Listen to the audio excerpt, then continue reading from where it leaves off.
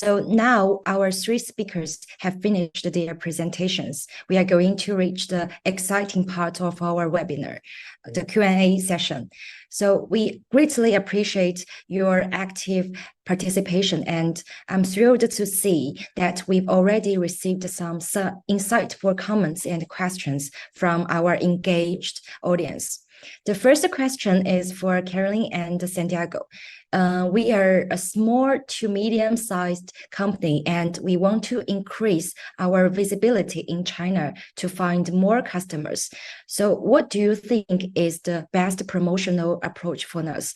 How should we balance the budget between offline exhibitions and online advertising?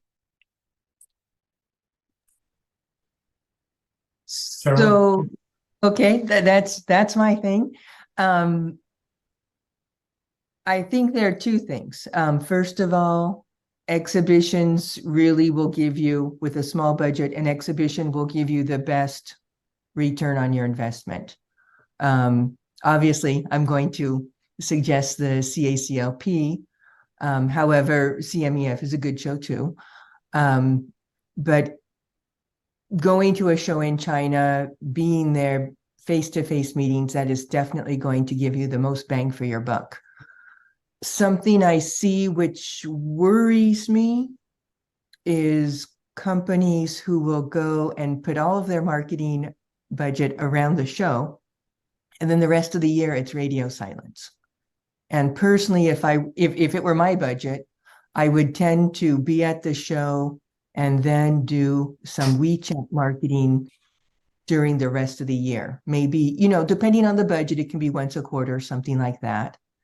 And there are platforms where you can do WeChat advertisements and targeted to the right audience. And so that's something that I would do. And then you can obviously, do more or do less depending on your budget. Thank you, Caroline. If I may just to add to Caroline, I agree. I mean, the face-to-face is very important. I would probably explore, I assume this company already has some business in China, through a distributor or through a user, identify the KOL, a key opinion leader, and maybe through him or her participate in one of those academic exhibitions or a poster, or even eventually set up a webinar for an area where they either a geographical area or a hospital group. So it's something that always is very targeted, very focused, and could have quick return. Thank you, Santiago. So next question is how to find a right Chinese distributor. Which factors should be considered? So I think Santiago can give us good suggestions on that. There are many good distributors, yeah. But as Caroline mentioned, you have to have a good feeling with a good.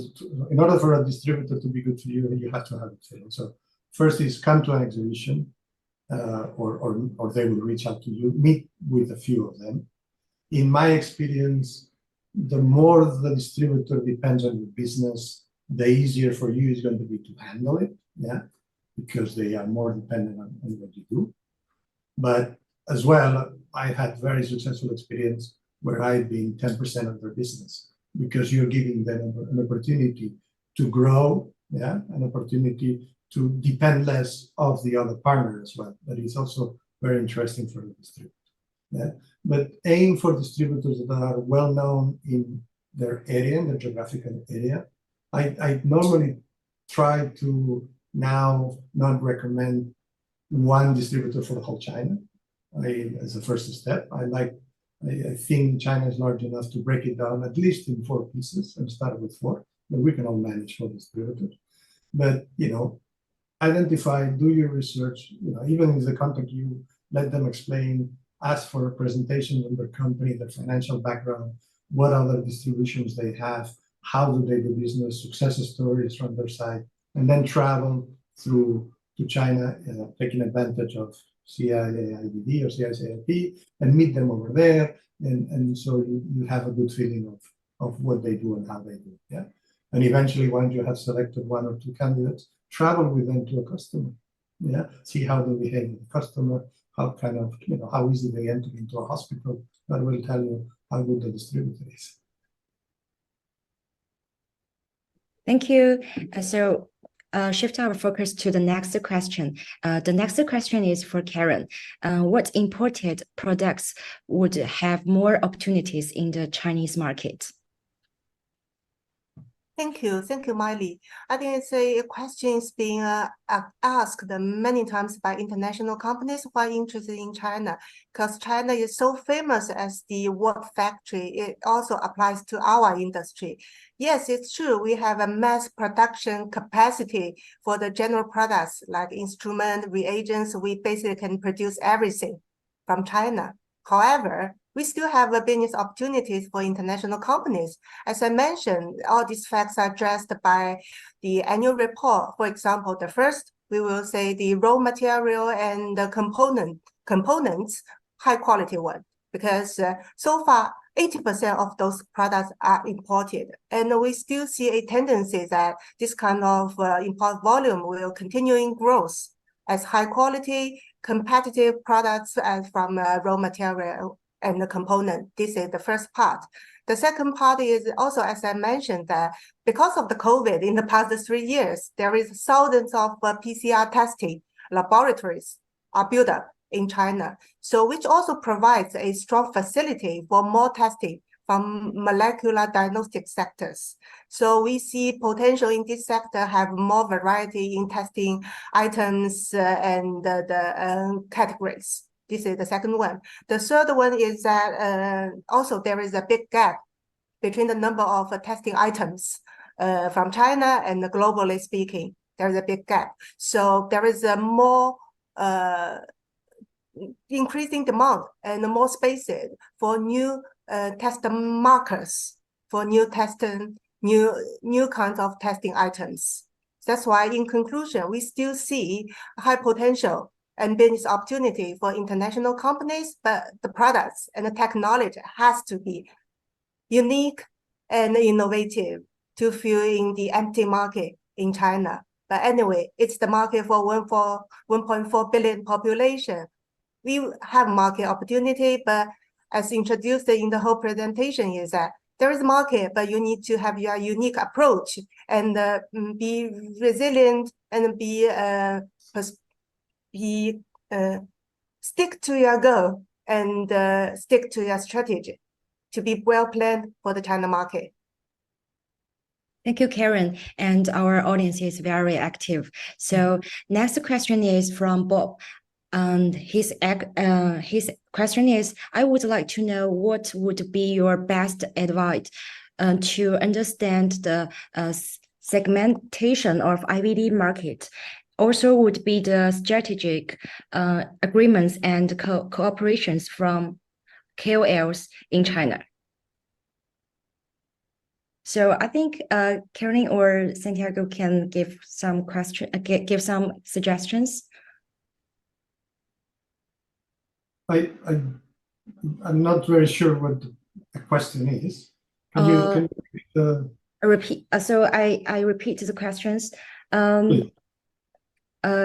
He said, I would like to know what would be your best advice to understand the segmentation of IVD market, please. Also would be the strategic agreements and cooperations with KOLs in China. Well, I mean, when you talk segmentation of IVD market, one way to answer that is historically foreign companies have been focused in the different tiers of hospitals.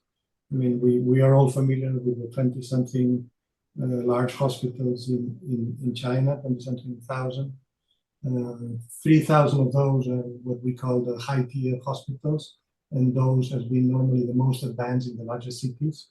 And this has been the feeding ground for multinationals over the years.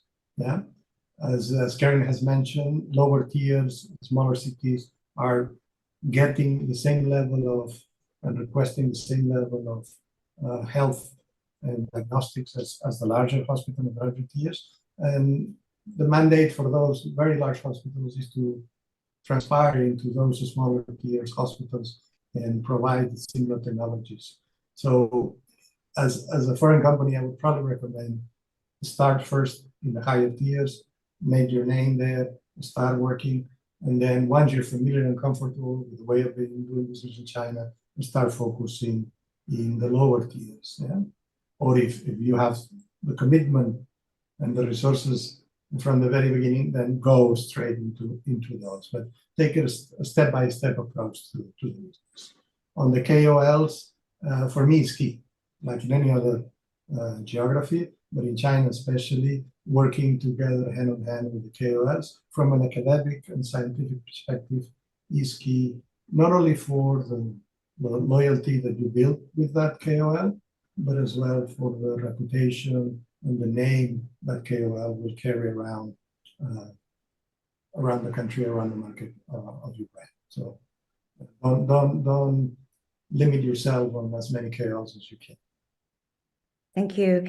And also Caroline. I actually wanted to add in, if you're looking for segmentation in terms of which part of the market has, what are the different parts of the market and who are the players in the market, I really, really do recommend this book. You can see how much I use it. You can get it online. It's reasonably cheap, actually. And the information is a little bit outdated because it's 2021 edition or 2021 information, but it's still quite full of relevant information. In terms of the KOLs, you've just given me a good idea for a future article, because I have not explored at all the laws around using KOLs in the medical industry. And so in your agreement, there will surely be some issues there. And actually, if you want to email me afterwards, we can see about getting you more details on the actual regulation around using KOLs in the medical industry in China. Thank you, Caroline. And the final question is, do you have any suggestions on how to get connected to Chinese KOLs in pharma or devices? So yeah, I mean, come to China. I mean, if you are, sorry, I mean, it's an obvious answer, allow me to say that, but if you have no connections today, make use of any of these events, that either industry events or academic events that happen on a regular basis across China on the business sector that you are working with. You come in and participate, you attend, and you will be very welcome. If you show interest and you start talking, you will find the right partnership. If you already have products in China and you already have users through your distributors, I'm sure you can as well identify KOLs. And then it's up to you to make and build that relationship. Karen, I think you wanted to add something. So, from my part, I will also mention is that, for CSLP, it's not only a trade show. We also have a lot of concurrent academic programs. We have over 200 academic conference seminars, and we have almost 5,000 delegates from the healthcare institutes, university. So that's why we are very proud to say this is a unique place for all the international companies come to see the industry, to meet the KOL, to build up the connections. Thank you, Karen. And our audience is so active and they want to know more about the Chinese IVD market. So another new question is how to export IVD products to China so that they can be tested by Chinese companies. Currently, it is difficult to enter IVD products that are not yet registered, unique and innovation products. I think that's the final one. Yeah, so thank you. Could you repeat the question, please? Okay, the question is how to export IVD products to China so that they can be tested by Chinese companies. Because currently it is difficult to enter IVD products. In my experience, you can always send samples for testing. Yeah, test. If you do, there is an importing procedure for that. Obviously, you cannot send commercial volumes. You send testing volumes. So it's a small amount of tests. You can go through customs. There's the right paperwork. It's done. Every company does it. It's straightforward. Talk to your cargo forwarder, and if not, obviously happy to recommend many in China. I'm sure there are many that do this, so it shouldn't be an issue if you have obviously the right contact on the other side who is willing to do that testing for you. So it's not an issue. Thank you. So as our Q&A session comes to end, I'd like to thank you, our esteemed speakers again, Karen, Kelly, and Santiago, for sharing their invaluable insights today. We also want to express our appreciation to our engaged audience for thoughtful comments and questions. The active participation has made this webinar a dynamic and interactive learning experience. Before we wrap up, we'd like to encourage all of you to stay connected with us. Be sure to follow CCLP on LinkedIn to stay informed about upcoming webinars, events, and the latest news in the China IVD market. Thank you for joining us today. We are looking forward to meet you in our future webinars. So say bye to the... Sorry, just say small advertise. We're gonna have another round of webinar at the beginning of December. So please stay tuned with us, because we still wanted to keep sharing information. We wanted to promote this kind of communication between China and the world. After 3 years separation, I think everyone is so ready and so eager to reconnect with the world. So from my side, thank you, Caroline. Thank you, Santiago, and thank you, Miley, and our whole team. So we wanted to continuing feeding all the information with the whole IVD industry from the world. Thank you. So we are looking forward to meet you again in the future. Thank you. Thank Bye. you. Bye-bye. Bye-bye. Thank you. Bye-bye.